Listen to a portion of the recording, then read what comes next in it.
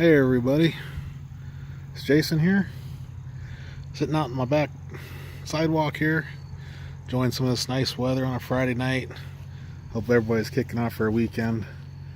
It's about 6 o'clock here in Ohio. I'm not doing Friday night football tonight like I usually do.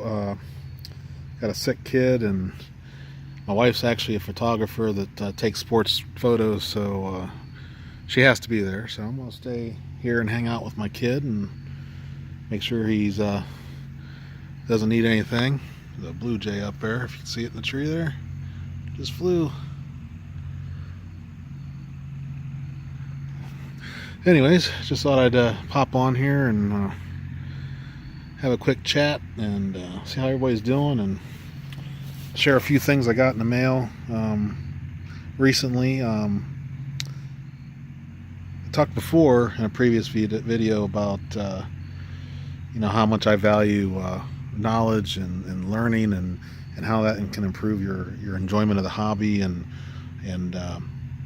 so I try to buy at least one book a month specific to numismatics, and usually something that obviously has an interest and to me and is of use to me, but I try to add something every month. That way, I increase my library and continue to learn. So my last two purchases in that regard for September here and then back in August were I bought the official Red Book to Morgan Dollars. Q. David Bowers has been around for since the 60s as a dealer and just a wealth of knowledge in coins, and I've always enjoyed reading his stuff, and this is no exception. I mean, this is a nice book. There's obviously a lot of history and information that he puts in here, and then we break it down date by date with keys to collecting and quality and proof like and mintage and distribution, dye varieties. If there's a proof that was made for that year, they'll talk about the proofs. They'll show some of the main key varieties. Now they have a price guide down here, but for me, these price guides like this are usually just for comparisons in relative comparisons. That way, the prices might be different, but usually, if a 65 is 10 times what a 64 is, it's going to be that way whether the prices were from 1995 or 2018. So use the prices as just a guide, if nothing else. So there's a lot of information in here. On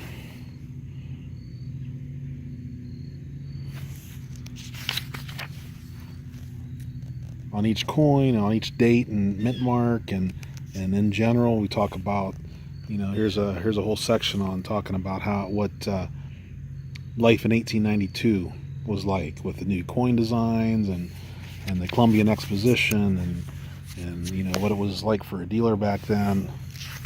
So just tons of information. So this is a good pickup. These red books are typically pretty cheap. List price is $19.95. I picked this off brand new off Amazon for less than that. So good buy there. Here's another one by Q. David Bowers. This was my August purchase. And the Expert's Guide to Collecting and Investing in Rare Coins. And this is actually an older book, 2006, and picked this up off eBay for pretty cheap. I think I only paid $10 for it, if that. Probably less than that, actually. Had list price in $19.95 back in the day. This here is just full of information. Some of it's dated, but it's still very relevant, and still very important to if you're into collecting and investing. I'm not so much an investor. I don't look to make money off my. I don't look to make a fortune off of my coins. I do collect for enjoyment, but I do collect to resell. Mostly to try to find good deals, resell, buy what I really want. But anyways, lots of good information here. A lot of good historical information. Let me get to the contents here. And he talks about just a ton of information. Investing in rare coins, and rarity is important. Grading is important. We're talking about fads and trends and cycles. We're going to look at the coin market in different times. Then we start looking into the different areas of specialization. Copper and bronze coins, nickel coins, silver coins, gold coins, proof coins. We look at tokens and territorial gold pieces, metals, paper. So we get all kinds of information. And as I'm reading through this, I'm on chapter 4. So not real far into it, but so far it has been very interesting. And if you have not read a book by Q. David Bowers, I would definitely recommend it, because his writing style is very enjoyable. He can make even a dull subject at times interesting, and of course most of the subjects in numismatics aren't dull, so you can imagine how more exciting it really is. Definitely he has written a lot of books over the years, and any of them I would recommend picking up and giving a read, even the older ones.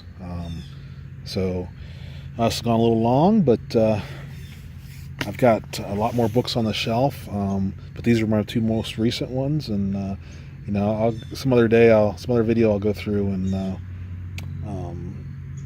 show off the rest of my numismatic book collection. And as I purchase new books, I'm actually looking for what I want to get in October here. I'm kind of going through some options and seeing where I want to go with that. I don't have any coins in the mail coming to me.